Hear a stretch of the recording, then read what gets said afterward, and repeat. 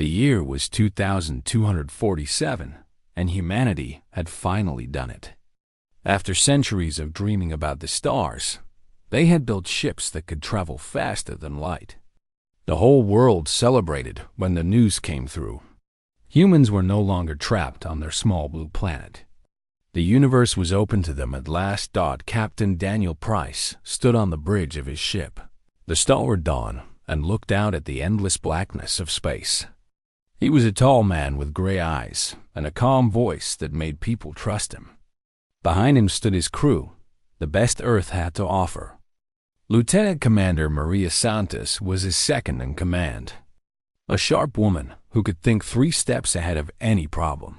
Dr. Kevin O'Brien was their language expert, a man who had spent his whole life studying how beings might communicate across the stars. They had received a message 3 months ago. It came from a group called the Galactic Concord, an alliance of 12 alien species who had been watching humanity for some time. The message was simple: come to our capital world, and we will welcome you as friends.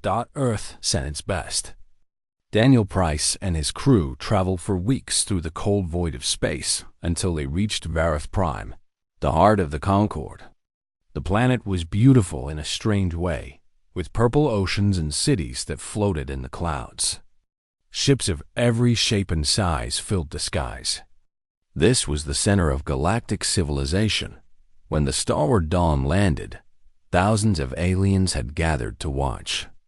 Daniel stepped off the ship first, his heart beating fast but his face calm. He raised his hand in greeting, and the crowd made sounds he hoped were approval. The Valorians were the leaders of the Concord. They were tall beings with skin like polished stone and eyes that glowed with soft light. High Arbiter Zinkith was their ruler, and he came forward to meet the humans personally. He moved with the slow grace of someone who had never been challenged in his life. "Welcome, humans," Zinkith said through a translation device. "You have traveled far. We are pleased to receive you." Daniel smiled and bowed his head in respect. "We come in peace, seeking friendship and knowledge. Earth wishes to join the community of civilized worlds." The ceremony that followed was grand beyond anything humans had ever seen. There was music that seemed to come from the air itself. Strange foods were offered, and Daniel made sure to taste each one, even when they looked like nothing he had ever eaten before. His crew stayed close, all of them trying to hide how nervous they were. Dr. O'Brien worked constantly, listening to every conversation, learning the patterns of alien speech. He was getting worried, though he tried not to show it. Some of the words he was hearing did not match what the translation devices were saying. Small differences, but they nagged at him. After many hours, High Arbiter Zinkith called for silence. The great hall grew quiet. He held up a document made of some material that shimmered like water. "This is a historic moment," Zinkith announced. "Today, we formalize the place of humanity in our great Concord. Captain Price, please step forward to receive this treaty of friendship." Daniel walked toward the High Arbiter, pride swelling in his chest. This was the moment Earth had dreamed of. He reached out to accept the document. Dr. O'Brien was still listening, still translating in his head. His blood went cold. The word Zinkith had used was not friendship. The actual word meant something else entirely. It meant ownership. "Captain, wait," O'Brien shouted, but it was too late. The ceremonial guards moved with terrible speed. They grabbed Daniel's arms and forced him to his knees. More guards rushed at Maria and the rest of the crew. The doors of the great hall slammed shut with a sound like thunder. Daniel struggled against his captors. "What is this?" "We came in peace."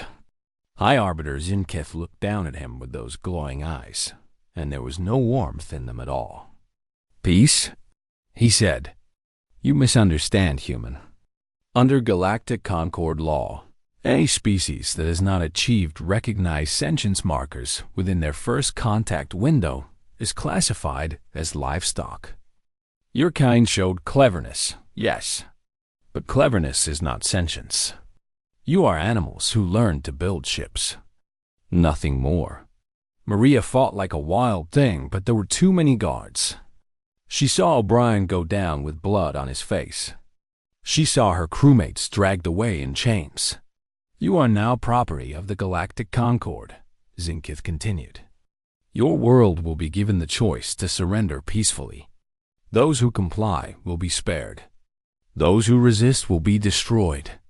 This is the natural order of things. Across the galaxy, at that very moment, Concord warships appeared above every human colony.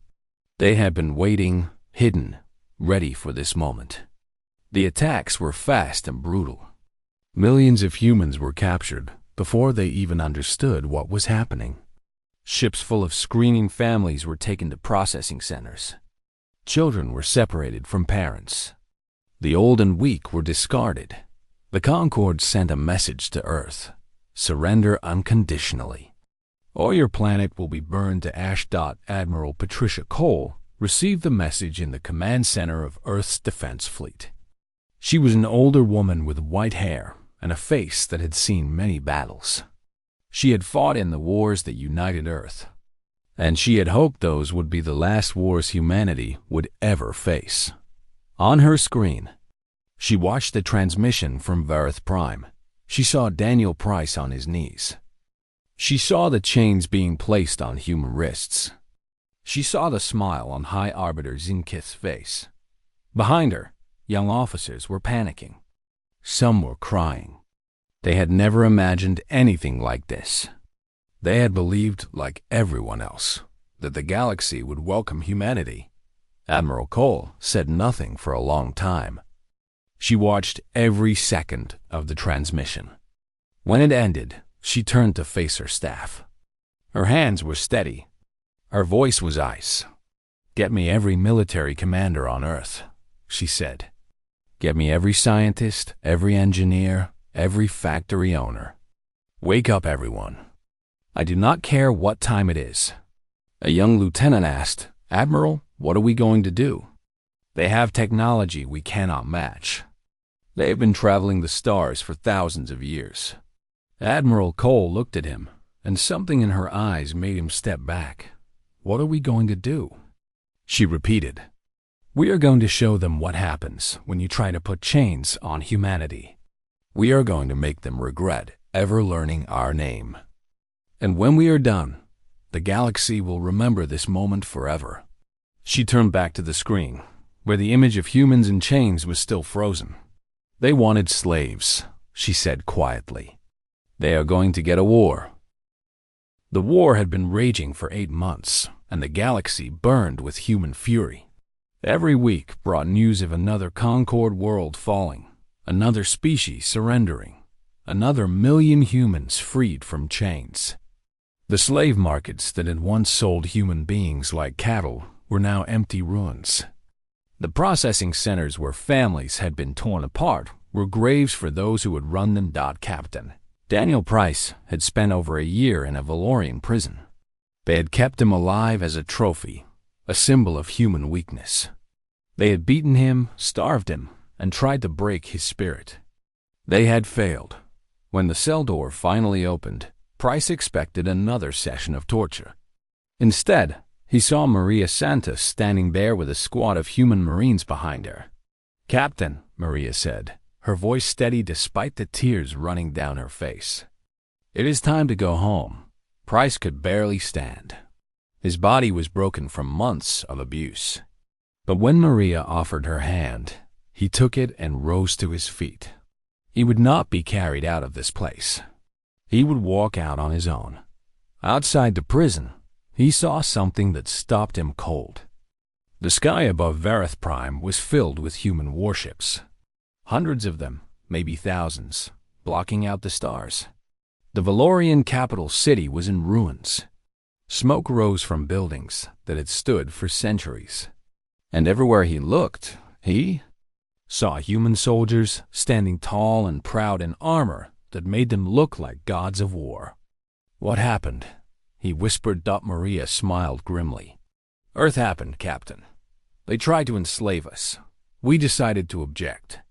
Price was taken to a medical ship where doctors worked to repair the damage to his body. While he healed, they told him everything. The message from Admiral Cole, the year of preparation, the simultaneous attacks that had shattered Concord power across the galaxy, the millions of humans who had been freed. They also told him about the cost. Not every battle had been a victory. Some rescue missions had arrived too late. Some slave camps had been destroyed by their masters, rather than allow the humans inside to be saved. The numbers of dead were hard to count. Every family on Earth had lost someone, but humanity had not broken. Every loss had only made them fight harder. Every tragedy had added fuel to the fire of their determination. When Price was strong enough, Admiral Cole came to see him personally. She looked tired in a way that went beyond physical exhaustion.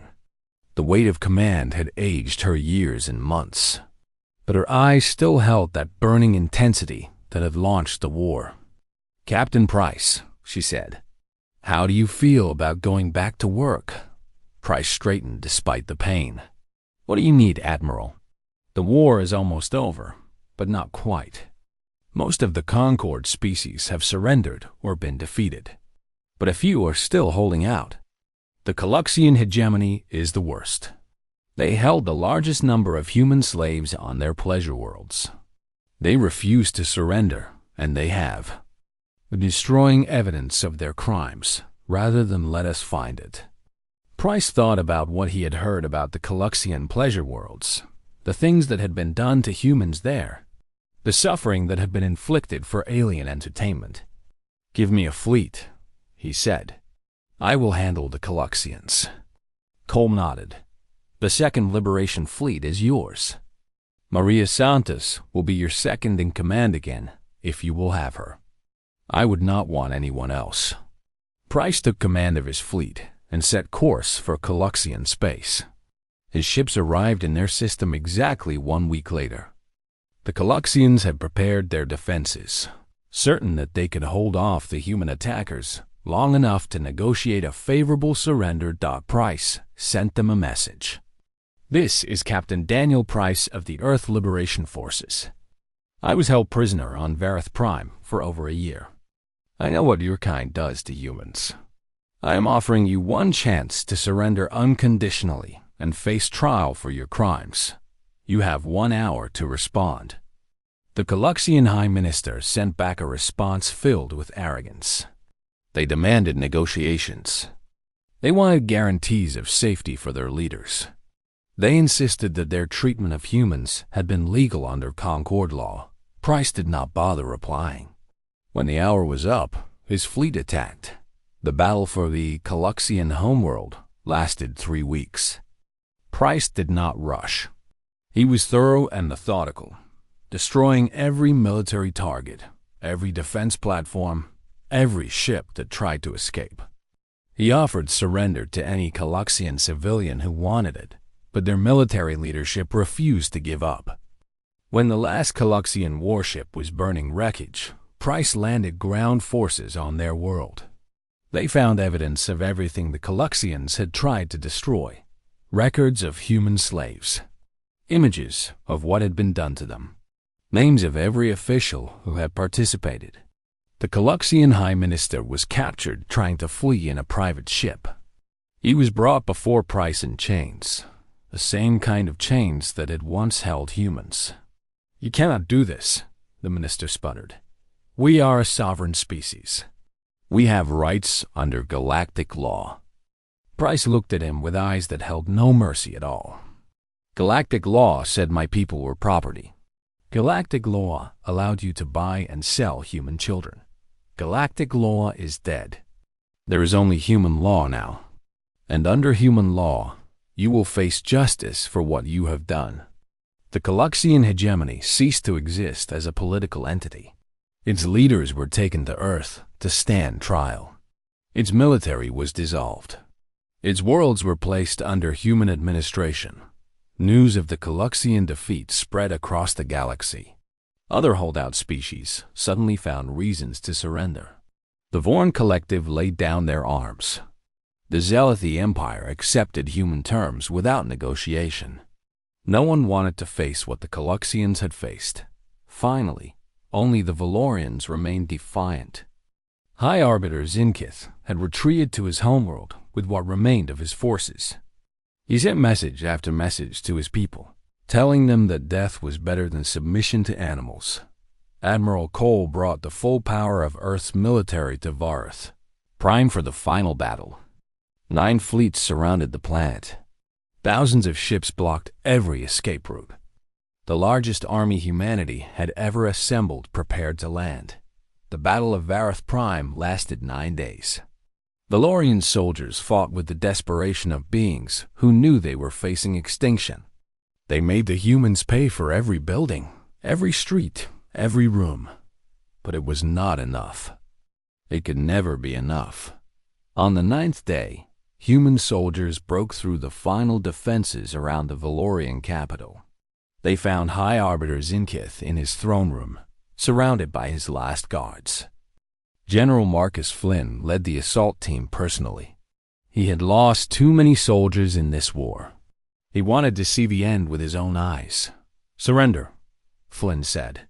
"It is over." Zinkith looked at him with those glowing eyes that had once looked down on Daniel Price with such contempt. "You are animals," he said. "This changes nothing. You will always be animals."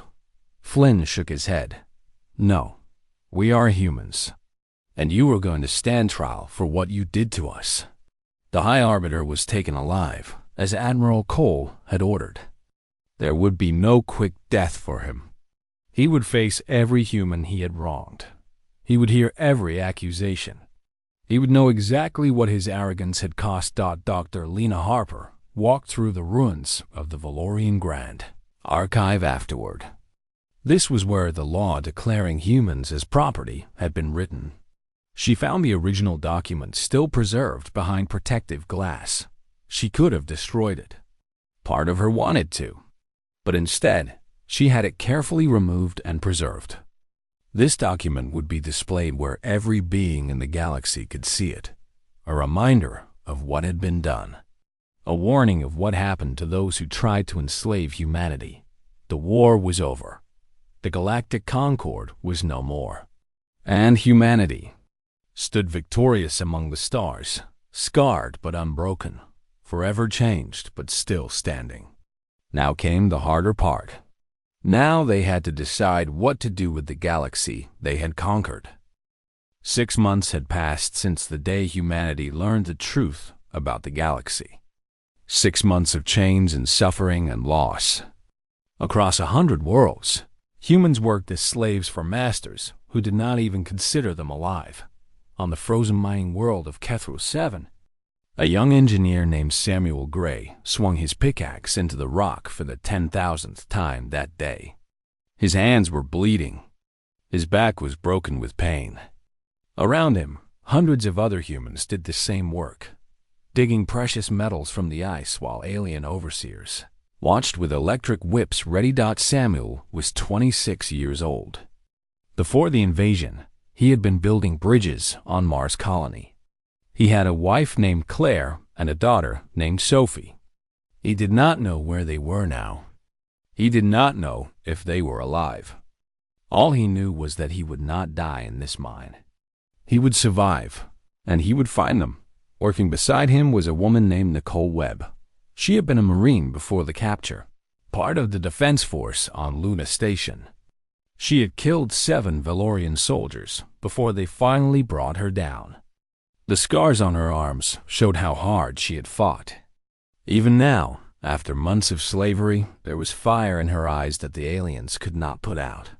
"Keep your head down," Nicole whispered to Samuel as an overseer walked past. "They are looking for reasons to make examples today." Samuel nodded and kept working. But his mind was elsewhere. For weeks now, he had been secretly repairing broken equipment during his rest hours. The overseers thought he was just a simple worker, too stupid to be dangerous. They did not know that he had been building a communication network from scraps and stolen parts. Last night, He had made contact with another group of human slaves on the other side of the planet. The night before that, he had reached a mining station on a moon 3 light years away. The network was growing, slowly and carefully, connecting humans across the stars. Nicole was his partner in this work. While Samuel built the machines, she trained the others. In the dark hours when the overseers slept, she taught small groups how to fight, how to move silently, how to kill with bare hands if necessary. The aliens thought humans were weak. Nicole was going to teach them otherwise. Far across the galaxy, Maria Santos was running for her life. When the guards had seized the crew of the Starward Dawn, Maria had been standing near a service corridor. In the chaos of the moment, she had made a choice. Instead of fighting, she ran. She hated herself for it, but she knew that someone had to escape. Someone had to tell Earth what had happened. She had stolen a small maintenance craft and fled into the darkness between stars. For months, she had been hiding, running, fighting her way back home. The route was dangerous. Concord patrols were everywhere. 3 times she had nearly been captured. Twice she had been forced to kill, but Maria had something the aliens did not expect. During her time on Vareth Prime, while the others were being paraded at ceremonies, she had been memorizing everything. Military positions, fleet movements, patrol schedules, and most importantly, the locations of every human slave camp she could identify. She carried this information in her head like a weapon waiting to be used. When her small ship finally dropped out of faster-than-light travel near Earth, Maria began to cry. She had not cried in 6 months.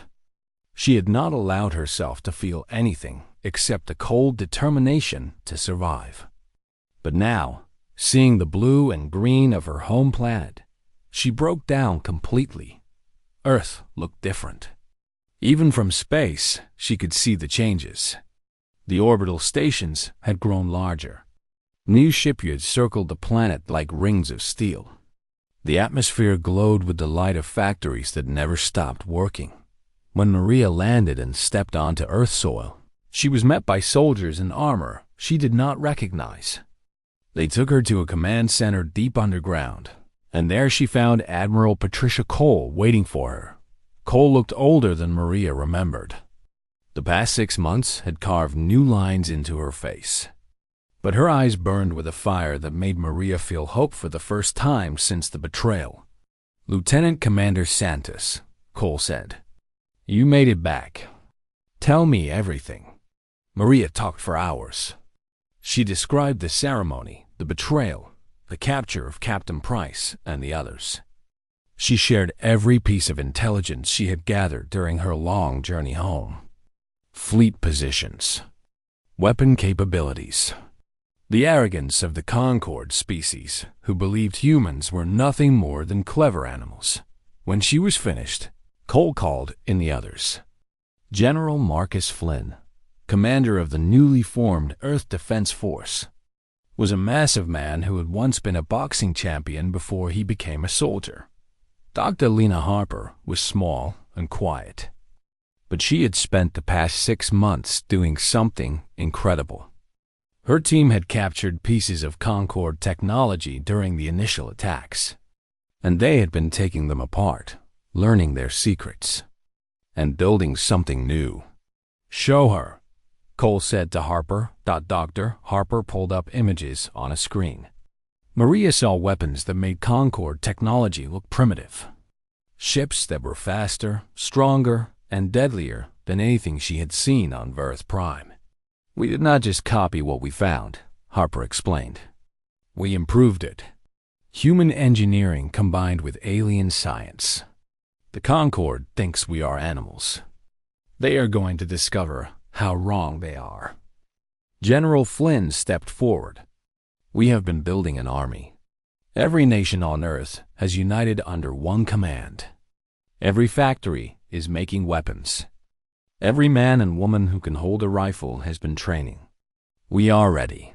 Admiral Cole looked at Maria with something like pride.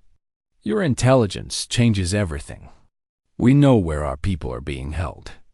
We know where the enemy is weak. Now we just need to decide when to strike." Maria thought about Samuel and Nicole, though she did not know their names. She thought about the millions of humans suffering in chains at this very moment, waiting for a rescue that might never come. "They sent a message to our people in the camps," Maria said. "I intercepted it before I left. They told them to give up hope. They told them Earth had surrendered and no one was coming for them." Cole's face hardened. "Then we need to send them a different message." She turned to her staff. "Prepare a coded transmission that can reach every human slave in the galaxy. Short and simple. Something that will tell them to hold on." The message was written and sent that night. It traveled through the network that Samuel Gray had built, passing from station to station, from world to world. It reached miners on frozen moons and workers in burning factories. It reached children in processing centers and elders in labor camps. The message said simply, "Hold on. We are coming." On Kethro 7, Samuel Gray received it on his hidden device. He read the words 3 times to make sure they were real. Then he found Nicole Webb and showed her. Nicole looked at the message for a long moment. Then she smiled, and it was not a nice smile. It was the smile of a wolf that has just seen its prey. "Get everyone ready," she said. "When Earth comes for us, we are going to be ready to meet them." The attack began at midnight, Earth time. Admiral Patricia Cole stood on the bridge of her flagship, the Fury of Terra, and watched as the stars around her filled with human warships. There were 300 vessels in her fleet alone, and this was only one of 12 fleets launching at the same moment. Operation Prometheus had begun. Cole had planned this for months. Every detail had been checked 1,000 times. Every ship knew its target. Every soldier knew what was at stake. This was not just a battle. This was the moment humanity would show the galaxy what happened when you tried to put chains on human beings. The first target was Nexus Station, a massive military base that served as the center of Concord power in this sector. Intelligence said there were over 200 Concord warships stationed there, along with ground forces and weapons platforms. The Valorians who commanded it had been laughing about the human slaves they owned just that morning. They would not be laughing much longer. "All ships report ready." "Admiral," said the communications officer. Cole nodded.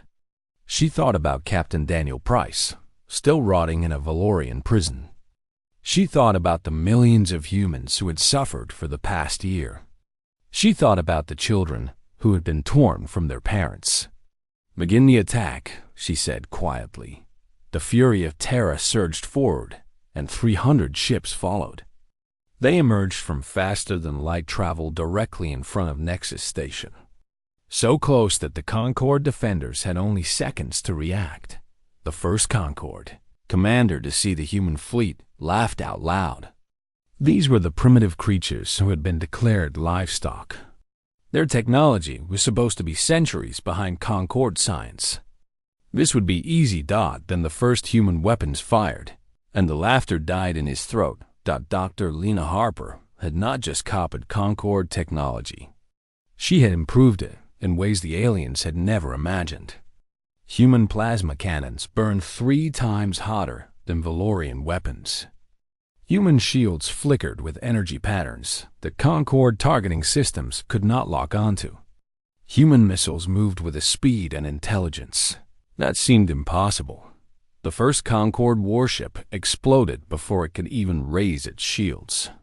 The second followed a heartbeat later. Then the third, the fourth, the fifth. The human fleet cut through the defenders like a blade through paper.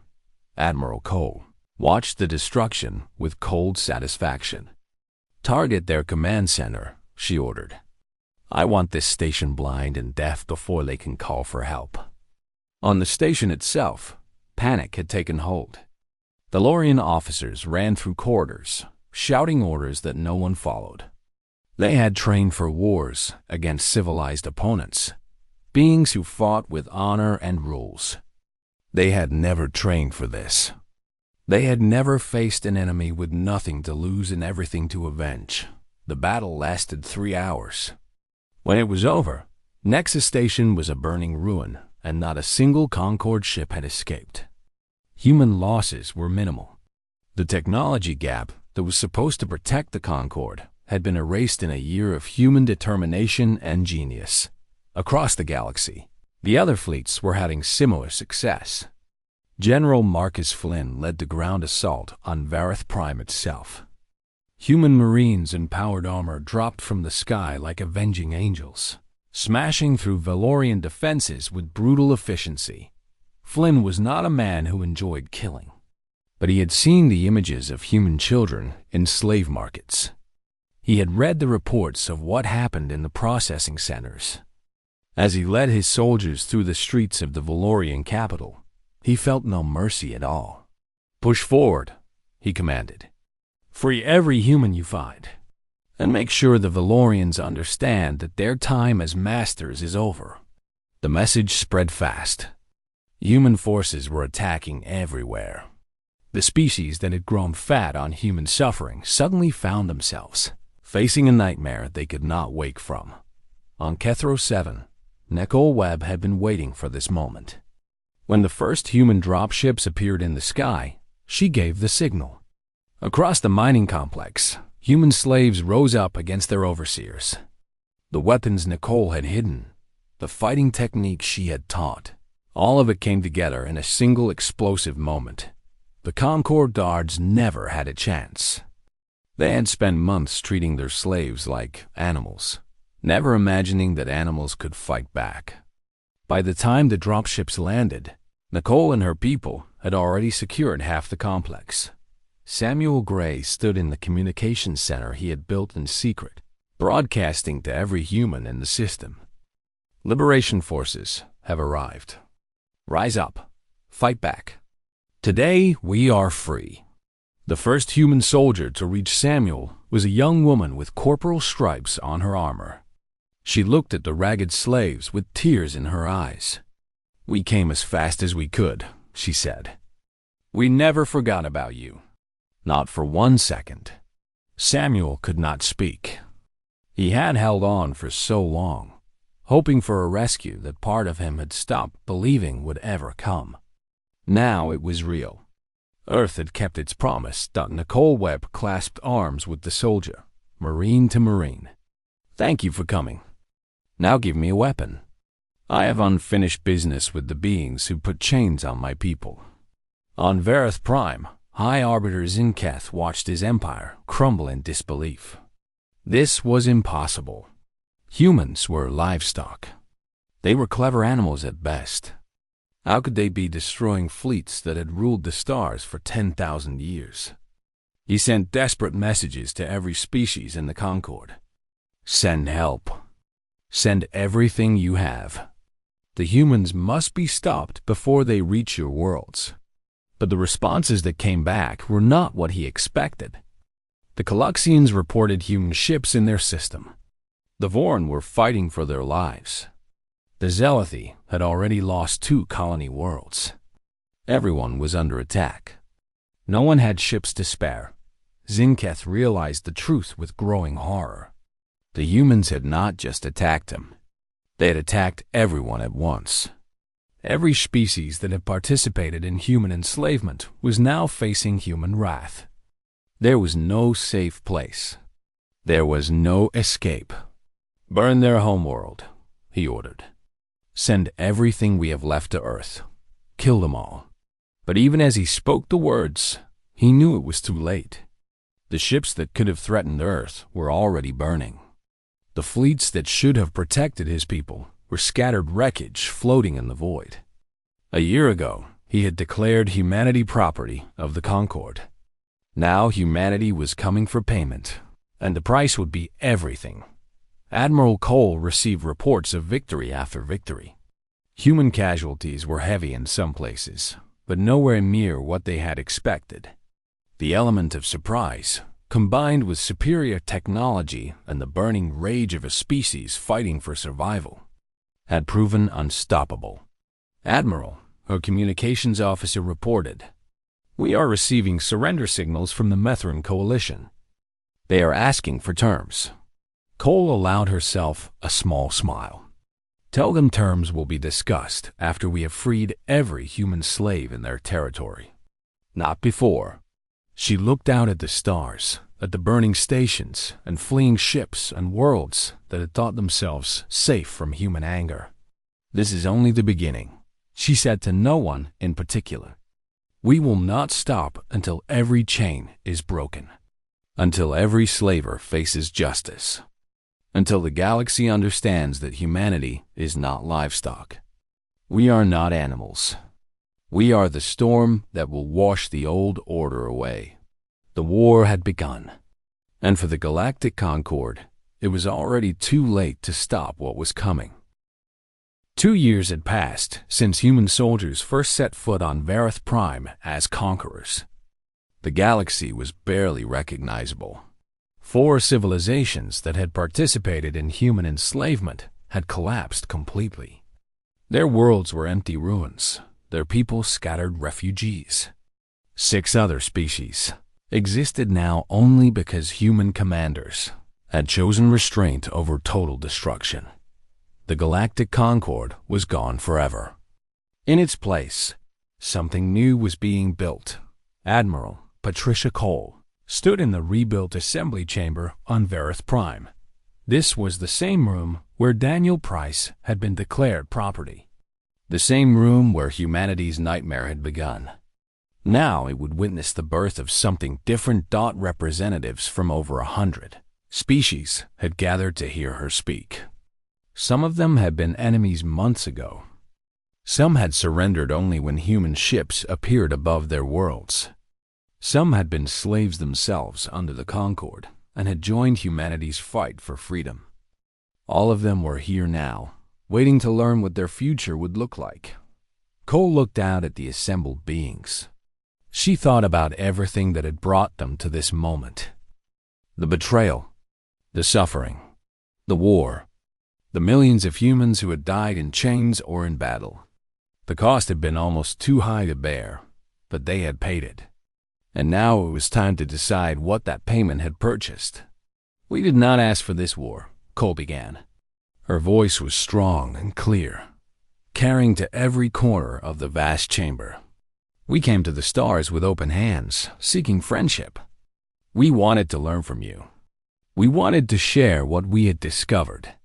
We believed that the galaxy would welcome us." She paused, letting the words settle. "Instead, you put chains on us. You called us animals. You sold our children in markets. You worked our elders to death in mines. You used our people for entertainment on your pleasure worlds. You did all of this while telling yourselves that it was legal, that it was proper, that it was the natural order of things." Some of the alien representatives shifted uncomfortably. They knew exactly what she was talking about. Many of them had participated in it. "We could have destroyed you all," Cole continued. "We had the power to do it. After what was done to us, many humans wanted exactly that. They wanted to wipe every species that had touched our people from the face of the galaxy. They wanted revenge so complete that no one would ever dare threaten humanity again." She shook her head slowly. "But we are not you. We did not come to the stars to become what we hated. We did not fight and die and suffer so that we could become the new masters with new slaves. That is not who humanity is. That is not who we will ever be." Cole took a deep breath. "Today, we establish the Terran Accord. This will be a new alliance, but one built on different principles than the Concord that came before. There will be no masters and no slaves. No species will be declared property of another. Every being that can think and feel and dream will be recognized as a person with rights that cannot be taken away." She looked directly at the Valorian representatives, who had been placed in the front row where everyone could see them. "Those who committed crimes against humanity will face justice. Trials will be held. Evidence will be presented. The guilty will be punished. But their punishment will come from law, not from anger. We will build courts and systems and processes. We will be fair even to those who showed us no fairness at all." The chamber was completely silent. Every being present understood the weight of this moment. The humans could have done anything. They had won. They were the strongest force the galaxy had ever seen. And they were choosing to show mercy. "This is not weakness," Cole added, as if reading their thoughts. "This is strength. The strength to be better than our worst moments. The strength to build instead of just destroy.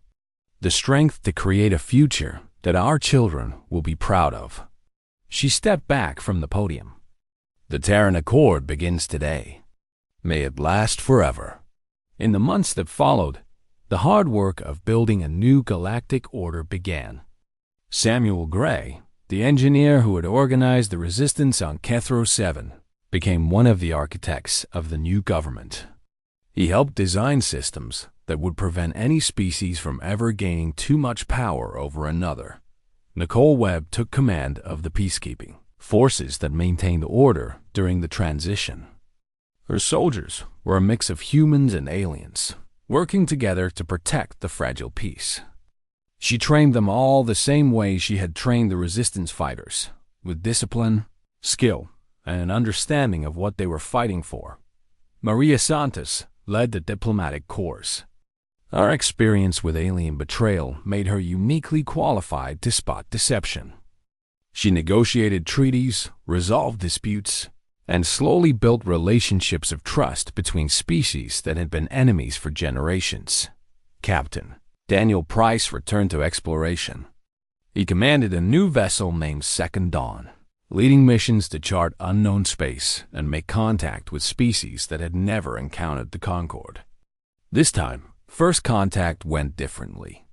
This time, humanity led with honesty about who they were and what they wanted. Dr. Kevin O'Brien, who had witnessed a moment of betrayal in this very chamber years ago, founded an academy for diplomats and translators. His first lesson was always the same. Trust is earned, never assumed. Learn every language. Understand every culture.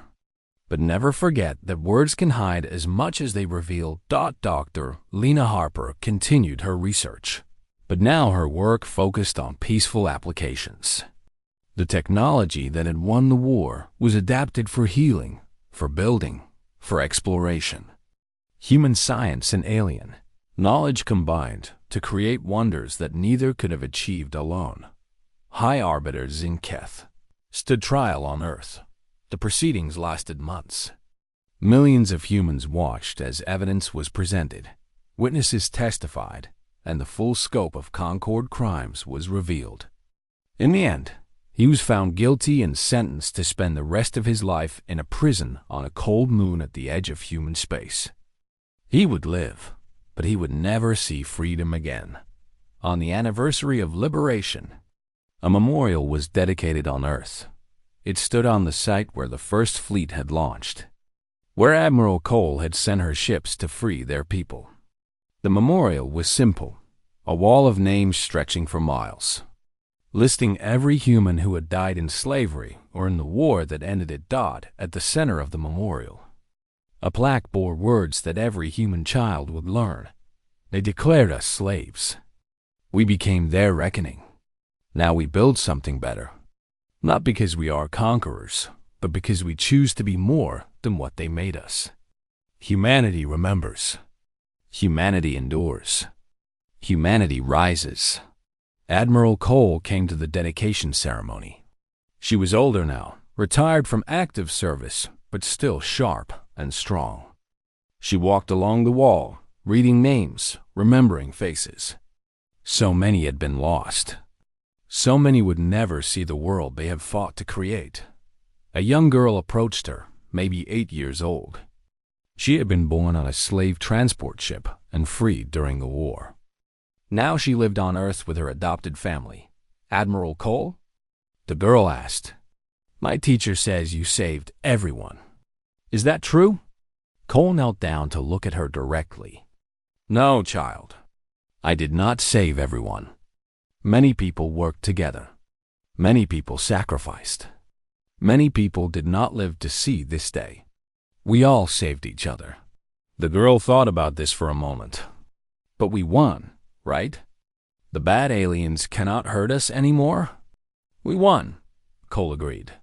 "And we will make sure that what happened to us never happens to anyone else, ever again. That is our promise to the galaxy. That is why we fought." The girl smiled and ran back to her family. Cole watched her go, then looked up at the stars that were beginning to appear in the evening sky.